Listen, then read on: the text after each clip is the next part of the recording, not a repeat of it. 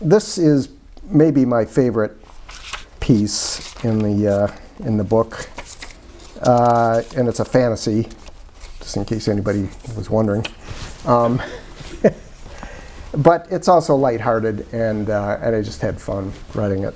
And this happened after the last Fiesta de Hemingway, right? 1999 was the centennial, the last one. Anyway, and I have written several columns, urging the village and the foundation and whoever else is needed to get together and resurrect Fiesta de Hemingway. And I know there's a lot working against it, but that would be a great thing to have the third week of July every year in this town, if we could swing it.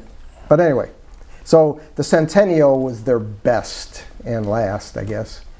Fiesta de Hemingway, was that when they had these guys making a big triangle of, dressed in Spanish white outfits, from...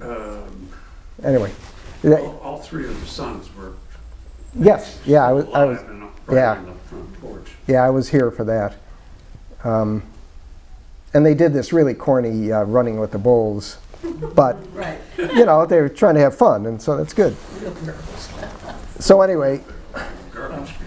Garbage cans. so anyway, I wrote this, and I titled it, of course, "The Old Man and the Sangria." It was late. Good Hemingway start. Yes. Scoville Park had never looked worse. Prostrate bodies everywhere. The centennial Fiesta de Hemingway had turned into Siesta de Hemingway. Everyone had too much sangria. Including me, come to think of it. In fact, things were looking pretty fuzzy by the time the old man sat down on the bench next to me. He looked tired, beat. He looked like he had just lost a Hemingway look-alike contest. "Hey, old man," I said in my friendliest manner. "What's wrong? You look like hell." "I just lost the Hemingway look-alike contest," he said. Hard to believe, I told him. He was a dead ringer, so to speak. Turns out he lost on the desert island tiebreaker question. Which modernist author would you most like to be stranded on a desert island with? I answered Gertrude Stein. They laughed so hard I lost my temper. I used a word with more than 2 syllables and they disqualified me. Life just isn't fair. Clearly the old man was more than a look-alike. He was impersonating Hemingway's very soul. I decided to play along. What would the great DiMaggio say? I heard him mutter, sadly, to no one in particular.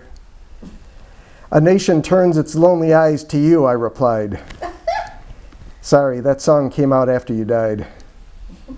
He looked at me with so much conviction, I felt I'd better change the subject. What do you think of the old town? It's been a while since you were here. All so different, he said, shaking his shaggy comb over. When did they put up that war memorial? I believe it was 1925. It's called Peace Triumphant. You had already moved on. Your name is on it, though. I don't get it, he said. The lawns seem so much narrower and the mines so much... the lawns seem so much narrower and the mines much too broad. Since when is a prophet honored in his own land? This isn't your father's all-America city, I offered helpfully.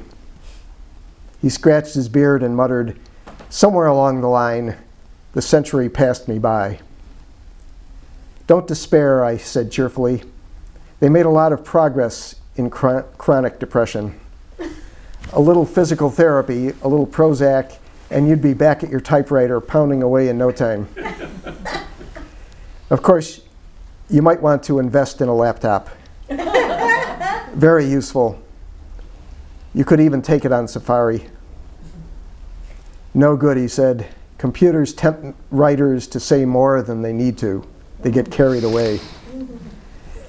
I've been meaning to ask, I interjected, why such short, clipped sentences?